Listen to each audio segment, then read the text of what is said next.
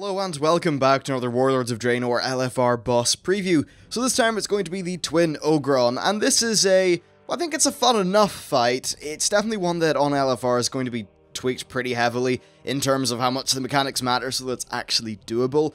But I think that the base fight's pretty cool. Now this video isn't a guide or anything like that, it's just, hey, preview, this is what it was like in LFR, you know, nothing ultra serious. But yeah, it's a pretty cool fight. So you fight these two Ogron guys. And the whole gimmick about them is that they're sort of tied together in a few different ways. So they both have got a energy bar. This starts off at 0, goes up to 100, then it resets to 0, and, you know, you keep on going through that. And they will do a unique attack based on their energy. At 33%, they do a special weapon attack. At 66%, they do a shout. And at 100, they do some raid-wide damage.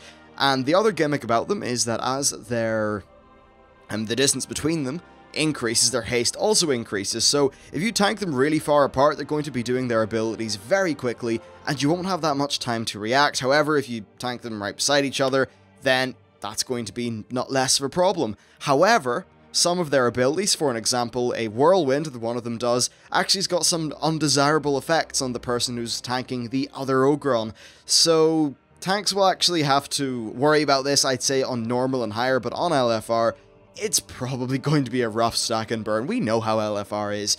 Let's not kid ourselves. Anyway, so I'm just going to go through the abilities of both guys. Oh, and beforehand, they have got 112 million health currently, and it is shared between them. On normal mode, it appears as if they're not shared.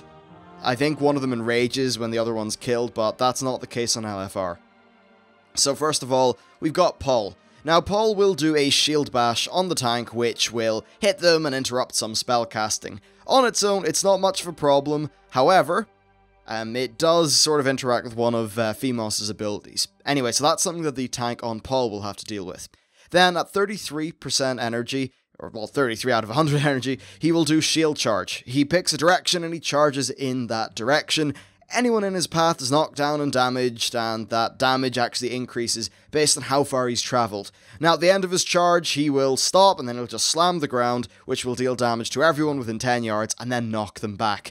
So basically, if you see a giant Ogron charging at you, don't be in his way. It's common sense, basically. Then at 66 energy, he also does Interrupting Shout.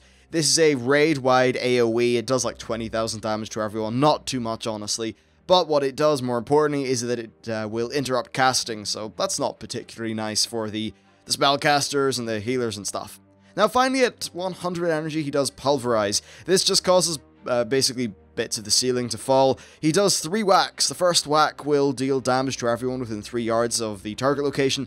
The next one will cause a few little bits of the ceiling to fall on people, not much of a problem. But then the third one causes a really big chunk of the ceiling to fall, and that will actually deal more damage to you based on how close you are to the point of impact. Frankly, Pulverize isn't that scary. You just don't stand in the crap. It's pretty simple. Not much of an issue, really, but I guess it's just another thing that you have to worry about and ensure that you don't stand in. Now next we've got Fimos. His just regular ability that whacks the tank's called Double Slash. It hits him with both weapons, whatever. It's regular tank ability. His next ability, though, is called Whirlwind. Now, at 33% energy, he will do this, and he basically just does a whirlwind. It's got a pretty large radius, so you don't want to be standing in it. And anyone who does it gets stacks of a debuff that increases damage taken from Paul's bash by 10%. Now, the tanks need to make sure they deal with this well, because if the tank who is tanking Fimos tanks Fimos on top of Paul, and then Fimos does Whirlwind, well, the person who is tanking Paul will get stacks of the debuff from Whirlwind, which will increase the damage that they take from Paul's main tank nuking ability. So you just want to make sure they're spread out enough when Whirlwind happens so that the tank who's tanking Paul doesn't get hit with Fimos' Whirlwind. So yeah, there you go, that's the thing. Now the next ability is Enfeebling Roar. This once again is one you actually do have to pay attention to. At least in normal, you will. Basically, he does this at 66 energy, and it will increase damage taken by 300% for 300 seconds, dividing that duration between all targets within 20 yards. Basically, you should kind of stack up during this phase to spread out that debuff so that less people are taking damage for less time. If that hits 10 people, then you're going to have 10 people taking 300% damage for 30 seconds each. But if you have 20 people, then it's 15, so you just want to be all stacked up for that, so that the love is shared around the place. Then finally at 100, he will do Quake, and this will just damage everyone and create these two, like, flame pyre thingies. Now, fire will come out of these pyres, and it'll just spread about the place. Now, the fire itself does damage to people, but more importantly, it puts a stacking debuff on you.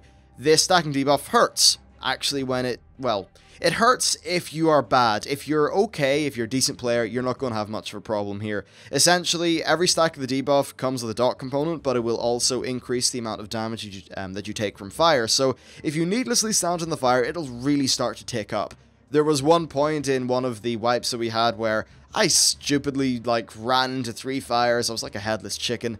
And yeah, the dot killed me. So that was my mistake, and that's a thing you shouldn't do. But yeah, other than that, that's basically the fight, really. It's not particularly hard. In terms of mechanics, really on LFR it just boils down to, hey, don't get hit by lots of things. Now, the groups that I've been in have done 2 things. There was one group which basically we all just stacked in the middle and started whacking things, and the other one spread out into 5 groups of 5 players around a circle. Really, both worked, and the whole thing was okay. I suppose that if you do split into the groups of 5, you're going to mitigate the chance of, say, Whirlwind really wrecking people, so I suppose that's probably the more wise option. Though most people, when they are standing inside a Whirlwind, will know to get out of it pretty darn quickly. On the whole, though, this is a fun enough fight. I think it'll be really cool and normal. On LFR, it just, you know, it doesn't matter as much. And by the way, this version of the fight was overtuned significantly. Blizzard have said that. The reason why they put these fights out sort of overtuned and with more health than they should really have is so that we can test the mechanics. Because if we just breeze through every one of these LFR bosses, then we're not really going to provide too much useful feedback to Blizzard other than, oh yeah, look, they killed it.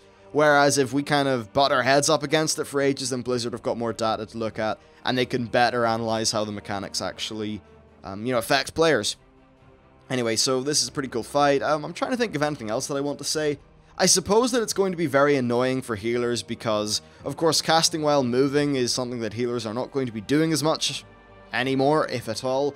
And, you know, with things like the fire mechanic, well, you're gonna have to move from that quite a bit. There's a lot of moving going on, so as a healer, it's going to be pretty annoying. In fact, in general, in Warlords, I think healing may end up being a bit annoying because of the movement perspective.